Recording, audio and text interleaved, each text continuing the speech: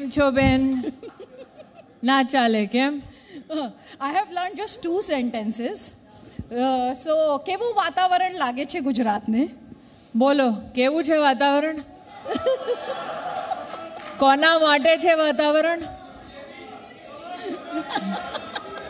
अगर आपको सामने से जनता से जवाब मिल रहा है, इससे बड़ा जवाब और क्या होगा? मुझे लगता है एक राजनीतिक दल के लिए सबसे बड़ी उपलब्धि ये है कि दल जब जनता के सम्मुख प्रस्तुत हो तो अपने कार्यशैली की दृष्टि से समय अवधि में और विशिष्ट मर्यादाओं के मध्य में क्या क्या हम कर पाए वो जनता के सम्मुख हम प्रस्तुत करते हैं। और एक एनआरजी के नाते, नॉन रेजिडेंट गुजराती के नाते, ये मेरा सबसे बड़ा गौरव है कि यहाँ पर नरेंद्र भाई मोदी को सबसे प्रेम, सबसे सम्मान प्राप्त है।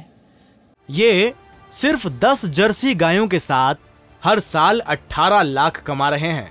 आपको भी ये सीखना है तो फ्रीडम ऐप को अभी डाउनलोड कीजिए। तो ये भाजपाइयों का गौरव है कि हमें गुजरात की जनता इस चुनाव में घर घर आकर वोट मांगने का सौभाग्य दे रही है। स्मृति जी, मैंने बहुत स्पोर्ट्स कवर किया है और राजनीति को मैं उसी पर्सपेक्टिव के साथ देखने की कोशिश करती हूँ। तो जब सचिन तेंदुलकर के सामने शोएब अख्तर या ब्रेट ली या ग्लेन मैग्रा जैसा क्वालिटी पेसर आता है तो बहुत मज़ा आता था ना। ऐसे ही रॉजर फेडरर का मुकाबला हम में से ज़्यादातर लोग राफा नडाल के साथ देखना चाहते हैं, राइट और रॉन्ग? ऐसा ही रोमांच आपके भी कुछ मुकाबलों में आता है। आजकल वायनाड और अमेठी की दूरी ज़्यादा बढ़ गई है। पता नहीं, मैं क्योंकि अमेठी से सांसद हूँ तो ये नहीं जानती कि जिनको चलता किया था 2019 में अमेठी से, वो अब भी भारत में क्यों चल रहे हैं। ये जवाब उनसे पूछिए, हमसे नहीं, लेकिन वो तो आए थे, एक दिन के लिए आए थे यहाँ इस मंच पे। नो, गुजरात में आए थे। नहीं, मुझे लगा कि सूरज कुछ अलग ही दिशा से उगा होगा जब वो पहले से निर्धारित प्रश्नों का उत्तर देने किसी खुले मंच में किसी ऑडियंस के सामने अनप्रिपेयर्ड आ जाएं, तब समझ आएगा कि उस दिन सूरज दक्षिण से निकला है। अच्छा, वो ये कह रहे हैं कि भारत जोड़ना इस वक्त बहुत इम्पोर्टेंट है क्योंकि आप और आपकी पार्टी भारत है क्या? हिंदुस्तान क्या टूट गया है? उन्होंने ये भी कहा कि मैं भारत को समझना चाह रहा हूं। जो 18 साल से सांसद है वो संसद में 18 साल रहे लेकिन भारत को जान नहीं पाए। मतलब एक सीट जाया की उन्होंने। एक कर्मठ हिंदुस्तानी उस सीट के माध्यम से जनता की सेवा कर सकते थे जो 18 साल उन्होंने गवाए। और 50 साल से ज़्यादा जिसकी उम्र हो चुकी हो वो ये कहे कि मैं अपने देश को आज तक जान ना पाया। आप समझ सकते हैं वो मानसिकता किस प्रकार की है। ये मिट्टी ऐसी है कि आपने जन्म लिया जनता के मध्य में, ज़रूरी नहीं नेता के नाते, साधारण नागरिक के नाते ही। हम विविध प्रकार की भाषाएं, प्रांत, संस्कार, हमारा ये सौभाग्य है कि हम सब अपने नॉर्मल कोर्स ऑफ एक्शन में सीख लेते हैं। यहाँ 20 साल के बच्चे होंगे, 30 साल के व्यक्ति होंगे, 40 साल के लोग होंगे। कोई आपको ऐसा मिला है जो कहे कि मैं अपने देश को नहीं जानता? तो ये सज्जन पहली बार ऐसे हैं जो 18 साल संसद में रहे और अपने देश को जान नहीं पाए। उनकी पार्टी तो ये भी कह रही है कि आप की पार्टी जो है घबराई हुई है। आपको उनके चंदन के टीके और त्रिपुंड से डर लगता है। किसके चंदन के टीके से?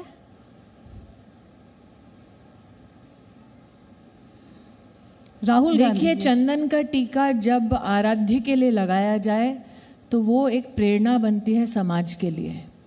चंदन का टीका जब राजनीतिक मंच पर लगाया जाए और चुनावी हिंदू बना जाए तो ये पब्लिक है, सब जानती है, अच्छे बुरे का फर्क पहचानती है। और खासकर गुजरात में आए हैं तो गुजराती तो उनकी नज़र काफ़ी तेज़ है। वो जानते हैं कि जो कोट पर जनेऊ पहनते हैं वो कितने धार्मिक हैं।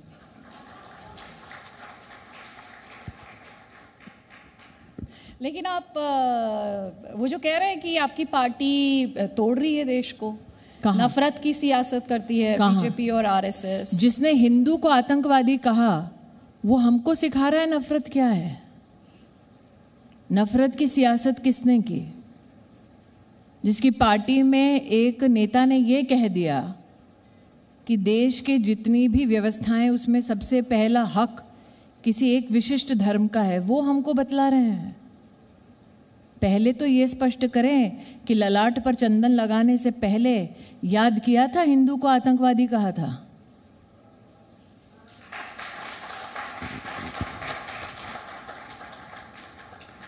उनकी पार्टी ये कह रही है कि अब उन्होंने परिवार मुक्त कर उनकी पार्टी उनके बारे में क्या सोचती है, ये गुजरात में इसका लक्षण आप देख चुके हैं। એટલે માણસ આવે અને એનો નેતા એને છોડીને જતો રહે કે ભાઈ તું જ કર તારું, મારે નથી કરવું ટ્રાન્સલેશન। અને ગુજરાતમાં ક્યારે ગુજરાતીઓને હિન્દી નથી આવડતી? आप ढोंग देखिए कि आप ट्रांसलेशन चाह रहे थे। गुजरातियों को हिंदी नहीं आती क्या? नहीं आती होती तो सास भी कभी बहुत ही भी नहीं चलता यहाँ।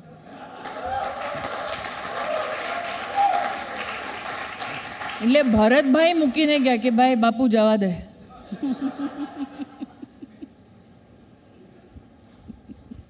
अच्छा, उनकी पार्टी ने जो पोस्ट थी, प्रेसिडेंट की पोस्ट थी, जो कि आपकी पार्टी काफी हमलावर भी थी, तो आप इसका क्रेडिट भी ले सकते हैं।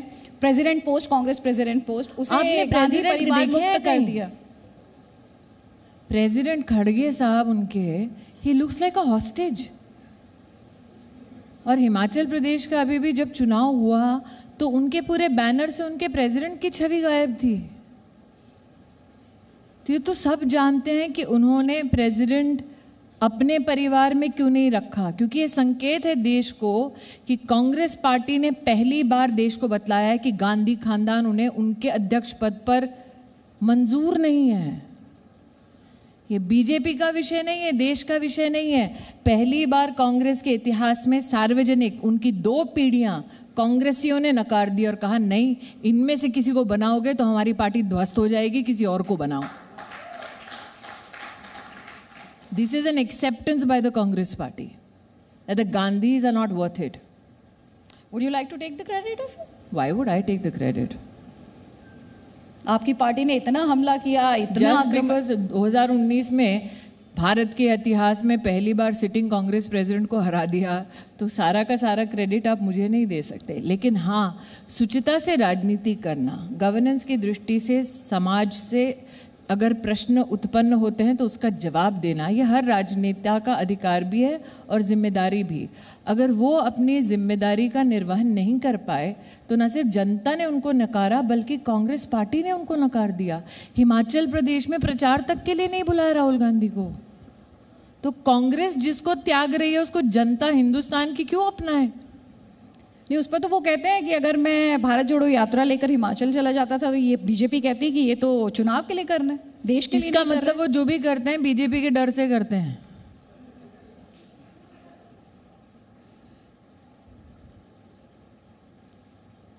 इसका मतलब उनकी इंडिपेंडेंट कोई सोच नहीं है।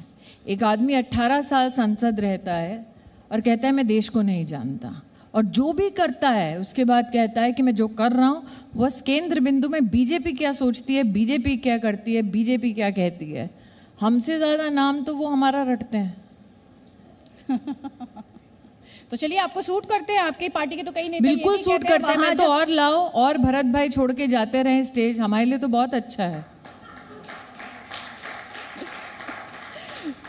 अच्छा, गुजरात की सियासी पिच की बात करें मैम, तो अभी आपने अचार की स्टोरी शेयर की थी, बहुत वायरल हुई, बहुत अच्छा लग रहा था अचार। वो तो मैं घर में अचार बना रही हूँ, बाहर मैं कीमा बनाती हूँ।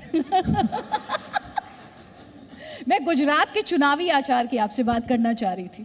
देखिए अदिति जी, मेरे लिए गुजरात के संदर्भ में जब भी चर्चा होती है, और जैसे कि मैंने कहा मैं NRG हूँ, नॉन रेजिडेंट गुजराती हूँ, I am married to a Parsi Gujarati family.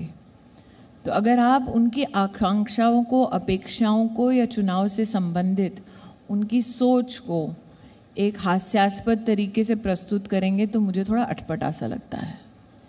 क्योंकि राजनीति, राष्ट्रनीति, ये दोनों ही बहुत गंभीर मुद्दे हैं। गुजरात की जनता ने सतत हमको इतने वर्षों से समर्थन दिया, उसके पीछे क्या भावनाएं हैं, उनकी अपेक्षा क्या है कि भाई रस्तो તમે બનાવી લેશો, રસ્તા बनाएंगे, તમે गरीब માટે घर બાંધીને આપશો। गुजरात का गौरव क्या है? 2013 में जब राष्ट्र के सम्मुख राष्ट्रीय चुनाव हुए और उसके लिए हर राजनीतिक दल में बौखलाहट सी थी कि कहीं भाजपा नरेंद्र मोदी को तो प्रस्तुत नहीं कर देगी, तब हर गुजराती देश भर में ये कहता कि भाई आप बिजली की बात कर रहे हैं, हमारे हर गांव तक बिजली पहुंच चुकी है। आप सड़क की बात करते हैं, हमारे हर गांव तक पक्की सड़क पहुंच चुकी है। आप सुशासन की बात करते हैं तो नरेंद्र भाई सुशासन को गुजरात में प्रशासनिक और सामाजिक स्तर पर परिभाषित करते हैं। और गुजरातियों के उस गौरव को ठेस तब पहुंची जब नरेंद्र भाई के संदर्भ में कांग्रेसियों ने कहा चाय वाला कभी प्रधानमंत्री नहीं बन सकता, और गुजरातियों ने कहा हमें करीने बतावीशु तुमने। और सतत आप राहुल गांधी की बात करती हैं, आप विपक्ष की बात करती हैं। उत्तर प्रदेश का चुनाव हुआ, उत्तर प्रदेश के चुनाव की मैं साक्षी हूँ। वहाँ इन लोगों ने क्या कहा, अरे ये गुजराती आए हैं, आ लोगों ने हटाओ यहाँ थी। मतलब कि गुजराती होना विपक्ष की दृष्टि से पाप है, गुजराती का कॉन्फिडेंट होना विपक्ष की दृष्टि से अभिशाप है। और जो लोग गुजरात और गुजरातियों को अपने अपने क्षेत्रों में गाली बकते थे, आज किस मुंह से यहाँ आकर वो वोट मांग रहे हैं? और अगर मांग रहे हैं तो उनका गुजरात की जनता क्या हश्र करेगी, वो आप चुनाव में जानती हैं। क्या हश्र करेगी? आपको क्या लगता है बीजेपी को कितनी सीटें मिलने जा संवाद रही की हैं? शुरुआत ही हो गई थी, क्या लगता है? यहाँ पर एक भी भाजपा ही नहीं है आपकी ऑडियंस में। और ये नई जनरेशन है, बहुत सारे यंग चेहरे देख रही हूँ। इन लोगों ने वो समय देखा नहीं जब यहाँ पर गुंडों का राज था, जब कर्फ्यू होता था, जब बिजली नहीं थी गांव में। इन लोगों ने वो वक्त नहीं देखा, लेकिन अध्ययनशील हैं, कहीं ना कहीं पढ़ा है, बुजुर्गों से सुना है, और ये नहीं चाहते कि वो काल दोबारा लौटे। और गुजराती कभी भी एस्पिरेशनल है, हाथ नहीं फैलाता, हमेशा कहता है कि बस एक मौका आप ही दो, एक मौका दो, हम अपनी मेहनत से बनाएंगे अपने आप को, अपने परिवार को, अपने समाज को। और गांधी खानदान की राजनीति क्या रही है कि वो मठाधीश हैं राजनीति के, वो जहाँ जिसको जो बांटेंगे आपको उनके अधीन रहना है, हाथ जोड़कर है। गुजराती नमे नहीं, એટલે નમો છે વડાપ્રધાન।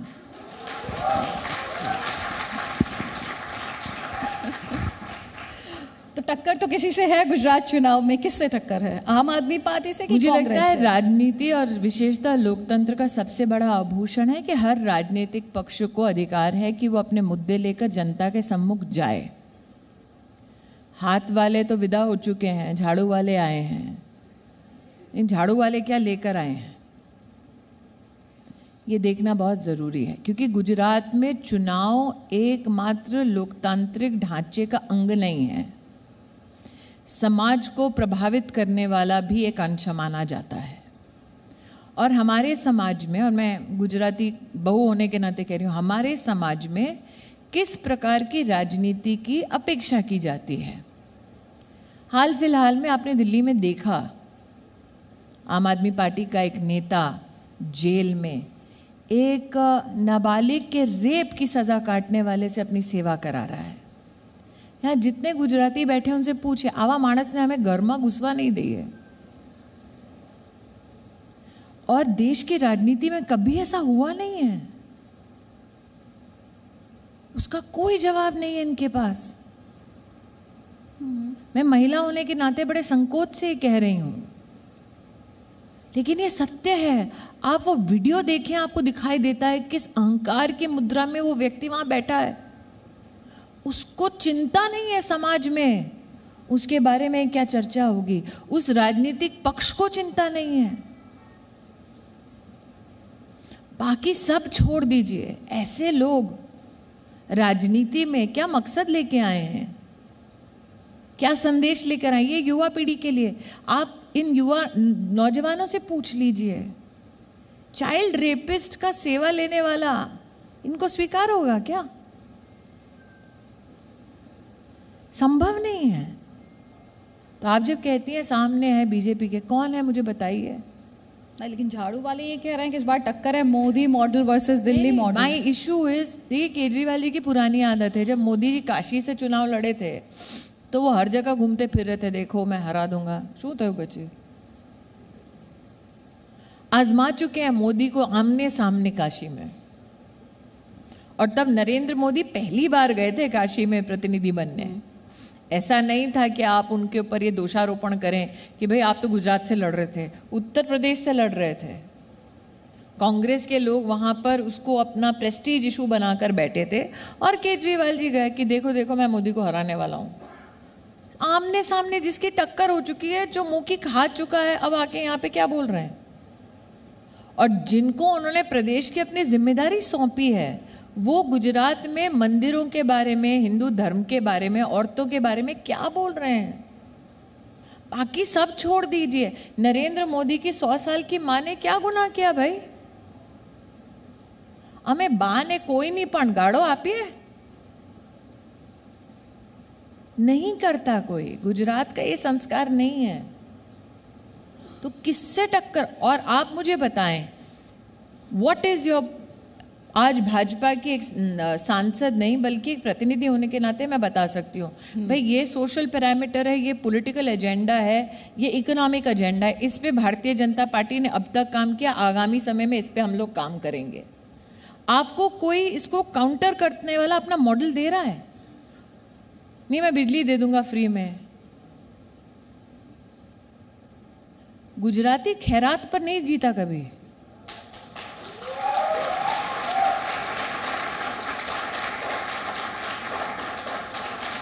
तो कुल मिलाकर ये इलेक्शन जो है गुजराती अस्मिता का इलेक्शन है। बात अस्मिता की नहीं है, बात कॉन्शियसनेस की है, जिम्मेदारी की है। ये जिम्मेदार नागरिक यहाँ बैठे हैं, इनको पता है कि ये देश कोविड के बाद कैसे उभर रहा है, वैश्विक क्या आर्थिक परिस्थिति है, ये जानते हैं। दे वेल रेड, दे वेल इन्फॉर्म्ड, और ये जानते हैं कि अगर ये जो रेवड़ीवाल जी कर रहे हैं उसका आर्थिक परिणाम क्या होगा। और ये बोझ जो है इस जेनरेशन को आगे उठाना पड़ेगा। साल 2008 में मनमोहन सिंह जी का एक ऑन रिकॉर्ड वक्तव्य है कि आज कांग्रेस पार्टी फ्यूल को लेकर जो जो काम कर रही है उसका खामियाजा आने वाली पीढ़ी को भुगतना होगा। 1,30,000 करोड़ का बिल छोड़ गए थे वो हमारे लिए, उसमें से 93,000 करोड़ अब तक हम लोग पे कर चुके हैं। तो क्या इस जेनरेशन के लिए आगे बोझ बढ़ाकर जाना है या कम कर कर जाना है इनके लिए बोझ? लेकिन उनका आर्ग्यूमेंट ये है कि अगर स्टेट कमा रहा है तो जनता को वापस देने में क्या दिक्कत है? स्टेट कमा रहा है तो कहाँ जा रहा है? जेल्ड मंत्री के मसाज के लिए?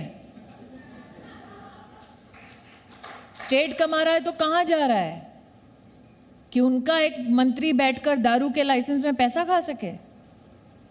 आप अगर केजरीवाल जी की बात कर रहे हैं, मैं आज दंगे की चोट पर कह रही हूँ, आरटीआई का एक जवाब है, उन्होंने अपने विधानसभा के विस्तार में 7 साल में एक स्कूल नहीं खोला। स्टेट कमा रहा है तो कहाँ है वो पैसा? अपने विस्तार में ना स्कूल खोलते हैं, ना स्कूल जाते हैं, ना कोई व्यवस्था देखते हैं। 600 से ज़्यादा वहाँ झुग्गी झोपड़ियों का क्लस्टर है जहाँ पीने का पानी नहीं है। तो स्टेट कमा रहा है, कहाँ जा रहा है? पंजाब में जहाँ उनकी सरकार बनी वहाँ पर प्रशासनिक अधिकारी कह रहे हैं अरे मेरी तनख्वाह दे दो टाइम पर।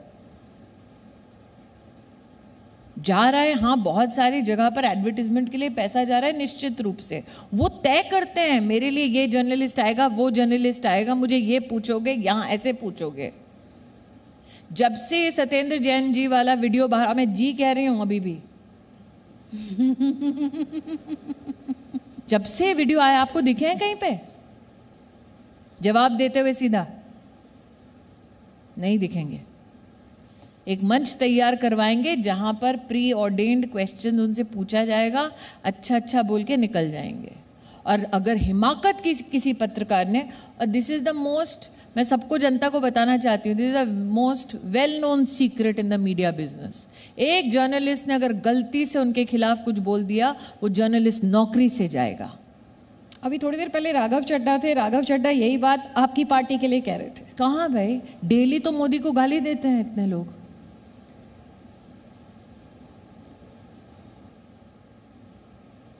और राघव चड्ढा बोल रहे हैं ये, उनसे आपने पूछा नहीं जेल में क्या हो रहा है? पूछा था? क्या बोले? फिजियोथेरेपी चल रही थी। मैं स्तब्ध हूं कि बिना किसी शर्म के वो जनता के सामने प्रस्तुत हुए हैं, बिना इस जवाब के कि एक चाइल्ड रेपिस्ट से क्यों सेवा ले रहे हैं। और वो आए, आपके सम्मुख बैठे, और यहां कोई उत्तेजित नहीं हुआ, किसी ने नहीं पूछा। आप सोच सकते हैं उस लड़की जिसका बलात्कार हुआ, जिसके बलात्कारी ने ये सब किया, उसका परिवार क्या सोच रहा होगा कि भैया इसने तो मंत्री के साथ अपना कांटेक्ट बिठा लिया है। Can you imagine that family? Media के किसी अंश ने वो वीडियो निकाला, इसका मतलब बीजेपी ने मीडिया खरीदी है। क्वेश्चन ये कोई नहीं कर रहा कि आप जो कर रहे हैं वो क्यों कर रहे हैं। अब क्वेश्चन ये है कि हम फाइल कर दें कोर्ट में दस्तावेज कि हम जो कर रहे हैं उसको दिखाओ मत।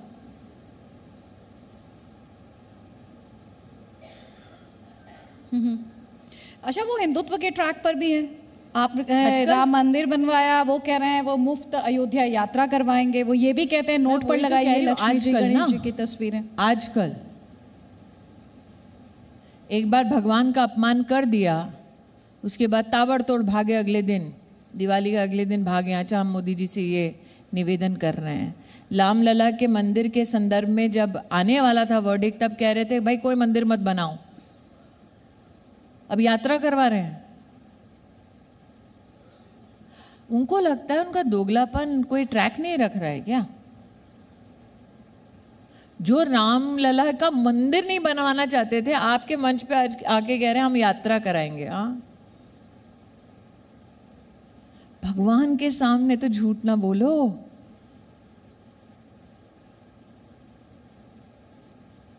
और जो अन्ना के नहीं हुए वो राम के कहाँ होंगे? अच्छा, गुजरात की फाइट में एक और कैरेक्टर है असदुद्दीन ओवैसी।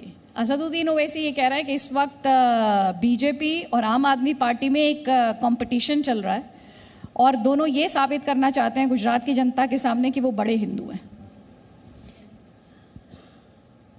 आम आदमी पार्टी के बारे में अगर आपको ये शंका है कि उनका हिंदू धर्म से कोई लेना देना है, तो मैं शंका का थोड़ा बहुत समाधान करना चाहती हूँ। यहाँ अगर कोई हिंदू बैठे हैं तो उनसे पूछिए झाड़ू का हमारे यहाँ क्या महत्व है।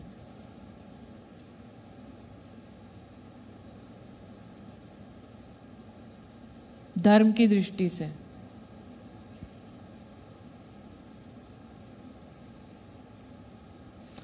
और कमल का क्या महत्व है।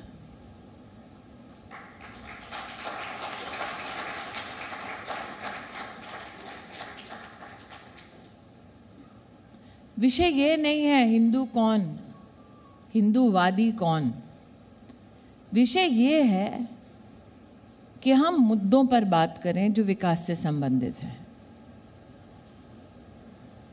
और जहां तक मुद्दों की बात है तो एक मुद्दा उठा लेती हूं, आयुष्मान भारत। देश भर में 19 करोड़ कार्ड बांटे गए।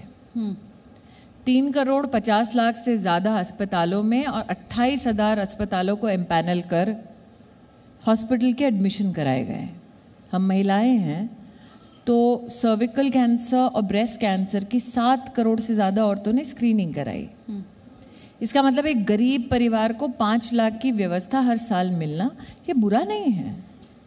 लेकिन केजरीवाल जी की पॉलिटिक्स देखिए, ये जानते हुए कि गरीब की मदद हो जाएगी वो आयुष्मान भारत को लागू नहीं करते पॉलिटिक्स के लिए। तो अगर हम उन मूल मुद्दों पर आए जब चुनाव नहीं था, जब पंजाब में उनकी सरकार नहीं थी, तब बार बार कहते थे अरे दिल्ली में प्रदूषण हो रहा है पंजाब की वजह से। अब उनकी पंजाब में सरकार बन गई, पहले कहते थे हमारी सरकार बना दो हम सारा प्रदूषण बंद कर दें, अब बन गई, अब कह रहे भाई प्रदूषण सिर्फ हमारा प्रॉब्लम नहीं है। तो आप हर बार पोस्ट अपना चेंज करते जाते हैं, पोजीशन अपना चेंज करते जाते हैं, वो आपका अधिकार है, नो प्रॉब्लम। लेकिन जनता को तो इतना ना समझ ना समझे। जनता तो ट्रैक रखती है। नहीं तो वो ये कहते हैं कि भाई दिल्ली में हमें 2 बार मैंडेट मिला, पंजाब में हमें इतना एक तरह की वेव वहां पर देखने को मिली। पंजाब में हिंदू धर्म की बात करते हैं, एक हिंदू को सरेआम गोली मार के हत्या कर दी। क्या किया उन्होंने? सरेआम गोली मार दी, क्योंकि वो बड़े गर्व से कह रहा था हाँ मैं हिंदू नेता हूँ, हिंदू धर्म के संरक्षण के लिए मैं धरना दे रहा हूँ। धरने में उसको गोली मार दी। आपने पूछा राघव चड्ढा से जब वो आए थे?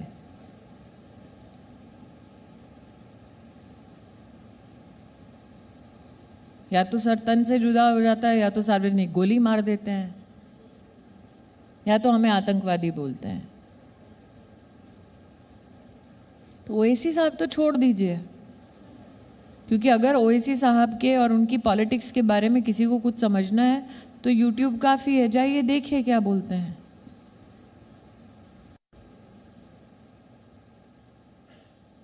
अच्छा, मोरबी में जो हादसा हुआ जिसमें 140 लोगों की दुखद मौत हुई, इसलिए आप अपने कान का लगा रही थी, वो एडिट से बोला होगा, पूछ लो। नहीं नहीं नहीं नहीं नहीं, हाँ हाँ ऐसा नहीं एक्चुअली। हाँ, कोई बात नहीं। इतना तो टेलीविजन मैंने भी किया है। नहीं, आपने टेलीविजन बिल्कुल किया है, आपने टेलीविजन बहुत किया है, मुझसे कहीं ज़्यादा किया है, इसमें कोई डाउट नहीं है। लेकिन actually this is to know when I am running out of time so that I can shoot my questions for being factual, to be honest. मैं तो कभी आपके ऑनेस्टी पे शक कहाँ करूँ? नहीं, मैं I am just putting the facts right, I am just putting the facts right. नहीं, मोरबी आपके ओपोनेंट्स का यही कहना है कि वोटर नहीं भूलेगा ये जो मोरबी में हुआ, क्योंकि जो एक्शन देखने को मिला मोरबी में जिस व्यक्ति को भारतीय जनता पार्टी ने सेवा का मौका दिया प्रत्याशी के रूप में, वो इस बात का स्वरूप है कि जब मुसीबत आती है तो अपनी जान के बिना परवाह के लोगों की मदद करने के लिए हमारे प्रत्याशी स्वयं उपस्थित हुए थे। जहाँ तक कि प्रशासनिक स्टेप लेने की बात है तो उस पर जो जांच एजेंसी बैठाई गई है, जिसके परिणाम एक रिपोर्ट के माध्यम से आए हैं, और जो गिरफ्तारियां हुई हैं, वो अपने आप में संकेत है कि प्रशासन ने बहुत ही गंभीरता से इस विषय को लिया है। और प्रधानमंत्री जी का स्वयं वहां जाना, मौके का जायज़ा लेना, इंक्वायर करना, ना सिर्फ लोगों के स्वास्थ्य के बारे में बल्कि क्या हुआ, मुझे लगता है ये बतलाता है कि भारतीय जनता पार्टी की सरकार चाहे केंद्र में हो या प्रदेश में हो, ऐसे हादसे को जो दुखद है, अमानवीय है, उसको कितनी गंभीरता से लेती है। नहीं, लेकिन जो क्रिटिसिज्म रहा उसमें ये कहा जा रहा है कि जो कर्मचारी थे, जैसे गेट कीपर था या सिक्योरिटी गार्ड था, ऐसे लोगों पे एक्शन लिया गया। जो बड़े लोग थे, जो लोगों ने एक्शन लेने की श्रृंखला में जिन जिन का अरेस्ट हुआ है, जिन लोगों ने, क्योंकि मेरे पास अभी वो रिपोर्ट है नहीं, लेकिन जिन जिन लोगों ने इशू किए ज़्यादा टिकट्स एज कंपेयर टू जितने लोगों को वहाँ होना चाहिए था, मुझे लगता है उन पे एक्शन बनता है। लेकिन चूंकि मैं इन्वेस्टिगेशन का हिस्सा नहीं हूँ और केंद्रीय मंत्री हूँ, इसलिए उस इन्वेस्टिगेशन जो ऑनगोइंग है उस पर टिप्पणी करना उचित नहीं होगा। लेकिन हाँ, जो जो उसमें सहभागी बने, निश्चित रूप से उन्हें दंड मिलेगा। जो गिरफ्तार हुए हैं वो बिल्कुल इन्वेस्टिगेशन में कहीं ना कहीं प्रमाण मिला है इसलिए गिरफ्तार हुए हैं, बिना प्रमाण की गिरफ्तारी नहीं होती। ठीक है, यहाँ पे क्योंकि आप माइनॉरिटी अफेयर्स मिनिस्टर भी हैं, मेरे कुछ उससे जुड़े हुए सवाल है। जैसे यूसीसी, जो कि गुजरात चुनाव में भी जिस पर बहुत बात हो रही है, बीजेपी के कई नेताओं से मेरी बात हुई, उन्होंने कहा कि ये महिला सशक्तिकरण से भी जुड़ा हुआ मुद्दा है। जब यूसीसी की बात होती है तो महिला अधिकारों की भी बात होती है। आप इस इत्तेफाक रखती हैं? बिल्कुल, क्योंकि अगर आप कहते हैं कि एक धर्म की लड़की को 18 साल के बाद शादी करनी है, लेकिन दूसरे धर्म में आप 15 साल की उम्र में एक बच्ची की शादी करा दोगे, तो देयर इज अ प्रॉब्लम। और अगर आप मात्र महिला की बात ना करें, संविधान की बात करें, तो क्या हिंदुस्तान में सभी धर्म के लोगों को एक समान कानून के सामने प्रस्तुत नहीं होना चाहिए? क्या अलग अलग धर्मों के लिए अलग अलग कानून होना चाहिए? तो यूसीसी की जब आप बात करते हैं, उसकी पृष्ठभूमि यही है कि अगर हम कहते हैं justice for all, what is the basis of that justice? 15 साल की नाबालिग बच्ची का क्या जबरन ब्याह कराना चाहिए? लेकिन अगर उनकी कानून में ये मर्यादा है, तो कई ऐसे कोर्ट के दस्तावेज आए हैं जिसमें कोर्ट ने कहा भी कानून में लिखा है, करा दो 15 साल में। और उसका परिणाम क्या होता है? बच्ची 16 साल की उम्र में इम्प्रेग्नेट हो जाती है, बच्चा पैदा करती है, तो खुद मर जाती है या बच्चा मर जाता है। क्या हम चाहते हैं 16-15 साल की बच्चियों के साथ ये हो? तो मैं तो बिल्कुल इत्तेफाक रखती हूँ। अगर आज हिंदू धर्म में किसी लड़की को, मेरा इंडियन मैरिज एक्ट में ब्याह हुआ है क्योंकि मैं एक पारसी से ब्याही हूँ, लेकिन अगर हिंदू धर्म में किसी का ब्याह टूटता है, उस औरत के अधिकार हैं। तो फिर ये जो इसे विरोध करते हैं, यूसीसी का जो विरोध करते हैं, वो ये कहते हैं मेरे कि जो पास उनके लिए एक ही प्रश्न है, क्या 15 साल की उम्र में एक बच्ची का ब्याह करके एब्सोल्युटली उसको प्रेग्नेंट करने का अधिकार किसी कानून को है? एब्सोल्युटली। तो जो विरोध करता है पहले उसका जवाब दे दे समाज को। लेकिन फिर उसे हिंदुस्तान के सेक्युलर फैब्रिक के साथ जोड़कर क्यों देखा जा रहा है? सेक्युलरिज्म के ऑल्टर पे आप 15 साल की बच्ची की शहादत दे सकते हैं कि 30 साल का 40 साल का आदमी उससे शादी करेगा? ये कौन सा सेक्युलरिज्म है? यहाँ पे कुछ लड़कियां बैठी हैं, मतलब 18, 20 या 22 साल। Can you imagine 15-year-old baby given to a 30-40-year-old man? कौन सा सेक्युलरिज्म है ये? कैन यू इमेजिन एक औरत जिसके पास 4-5 बच्चे, उसको बोल दे भाई तलाक हो गया, चलो, कुछ नहीं मिलेगा।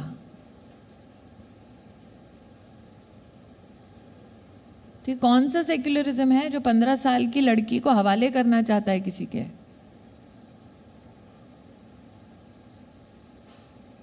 उसका जवाब दे दें विरोधी। हिजाब जिसके खिलाफ हम देख रहे हैं ईरान में प्रोटेस्ट हो रहा है, वहाँ पर देखिए, जो भी चीज़ स्वेच्छा से की जाए उस पर मुझे टिप्पणी करने का अधिकार नहीं। नहीं, मैंने आपसे इसलिए सवाल पूछा क्योंकि इसे बच्चियों की एजुकेशन से जोड़ दिया गया कोर्ट में जो दलीलें दी गई। एक चीज़ मैंने स्पष्ट बहुत सारे सार्वजनिक मंचों पे कहा, मैं कैथलिक स्कूल में पढ़ी थी और मेरे कैथलिक स्कूल का एक नियम था, आप तिलक नहीं लगा सकते, आप मौली नहीं बांध सकते, आप मेहंदी नहीं लगा सकते, थोड़ी बहुत बच्चे, लेकिन आप नहीं लगा सकते। तो जब मेरा दाखिला हुआ उस स्कूल में, मेरे परिवार को पता था कि इस स्कूल का ये नियम है।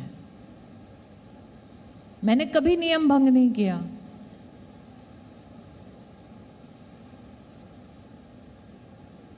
मेरे बाप आप कभी कोर्ट में नहीं गए, हम हिंदू हैं जी, हमने स्कूल में डालते वक्त हमको पता था कि ये नहीं मौली पहनने देंगे, लेकिन अब हमको पहनना है। मैं एक पारसी से ब्याही हूँ। पारसी धर्म में नियम है कि जो पारसी नहीं है वो मंदिर में नहीं जा सकता। मैं आज मंत्री हूँ, सबरीमला का इतना बड़ा विषय बना था, मैं गई हूँ क्या कभी किसी पारसी 11 में जबरन? नहीं, मैंने उनके धर्म और उनके नियम का पालन किया और उसका समर्थन किया। तो मैं हर धर्म का समर्थन करूं, उनके नियम का समर्थन करूं, लेकिन मेरे धर्म की आप धज्जियां उड़ा दीजिए, ये कहाँ इंसाफ है?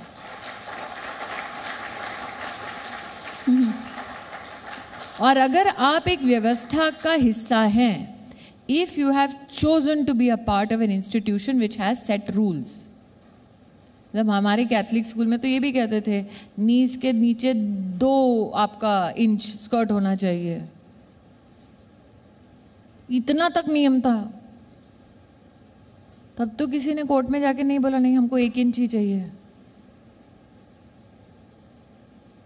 तो when you know you've entered an institution with a set rule, आप एंकर हैं, आपने जब जी में नौकरी की निश्चित रूप से कॉन्ट्रैक्ट साइन किया होगा, कॉन्ट्रैक्ट में लिखा होगा आप ये कर सकते हैं या नहीं कर सकते, और आपने अपनी मर्जी से फिर वो कॉन्ट्रैक्ट साइन किया। बाद में आप कह सकते हैं क्या नहीं जी मेरा आज मूड बदल गया है? नहीं कह सकते। किसी भी इंस्टीट्यूशन की रूल बुक को आपको इंस्टीट्यूशन पसंद नहीं है, आप इंस्टीट्यूशन बदल लीजिए। मेरे कैथलिक स्कूल में कहा आप जाइए कैटेकिज्म की क्लास में, मैंने कहा मैं नहीं जा सकती भाई, मैं हिंदू हूँ। प्रिंसिपल ने बुलाया माँ बाप को, ये छटाक भर की लड़की कह रही है। माँ बाप ने कहा हाँ जी साहब ये नहीं जा सकती। स्कूल ने कहा ठीक है।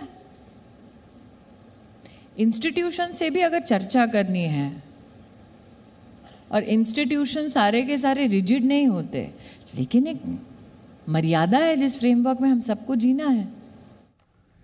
ये सिर्फ 10 जर्सी गायों के साथ हर साल 18 लाख कमा रहे हैं। आपको भी ये सीखना है तो फ्रीडम ऐप को अभी डाउनलोड कीजिए।